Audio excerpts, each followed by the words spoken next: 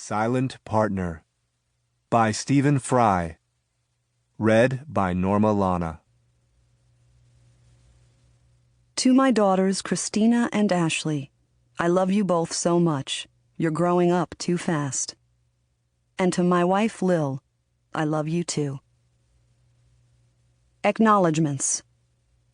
A special thanks to all the folks at Ballantine for their continued support, but especially Mark Tavani, Gina Centrello, and Kim Hovey. A special thanks to my agent, Cynthia Manson. A special thanks to Matthew Lee, who was tremendously helpful in terms of research and guidance on this book.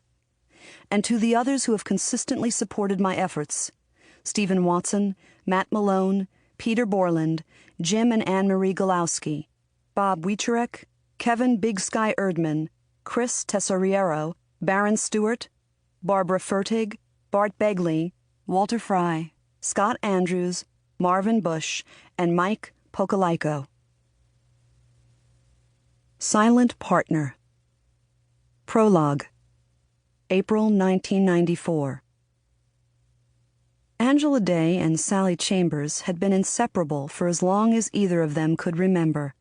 They'd grown up together in the same trailer park 10 miles outside of Asheville, North Carolina, attended the same public high school, and both had been accepted to the state university where they'd been roommates all 4 years. Both were strikingly attractive, intelligent, and self-assured, despite their modest pedigrees. In fact, there was only one major difference between them. Angela was white, and Sally was black. Now, only a few weeks from graduation, they realized that the constant closeness they had taken for granted for so many years was almost over. Angela had been accepted to Duke's graduate business school in Durham, and Sally was going home to Asheville, far away from Duke in the western part of North Carolina. She was needed there to care for her ailing mother. Both assumed they would keep in touch by telephone after graduation, and they would certainly make a point of seeing each other at holidays. But they knew that sooner or later the phone conversations would become less frequent, trips to Asheville would become less appealing to Angela, and, as a result, their lives would probably drift apart. Neither had mentioned the approaching inevitability. They had simply kept to their routine, quietly determined to enjoy their last few weeks together. "This is it," said Angela, pulling Sally to a stop and pointing up at the large fraternity house looming over them in the darkness of the spring evening. Music blared from inside over muffled shouts and screams. Tau Kappa Rho.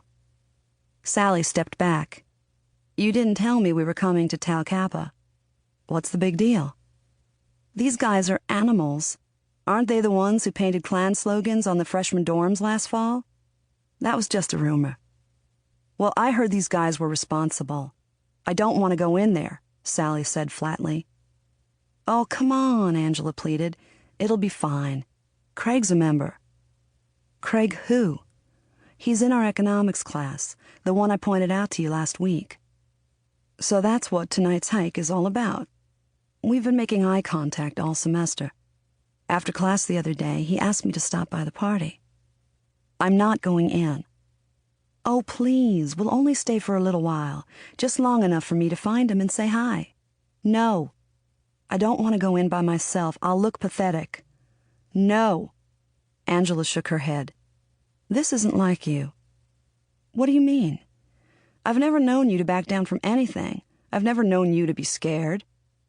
"I'm not scared," Sally said, crossing her arms defiantly. "Then let's go." Angela grabbed Sally's hand and began pulling her up the cobblestone walkway leading to the fraternity house. What could happen?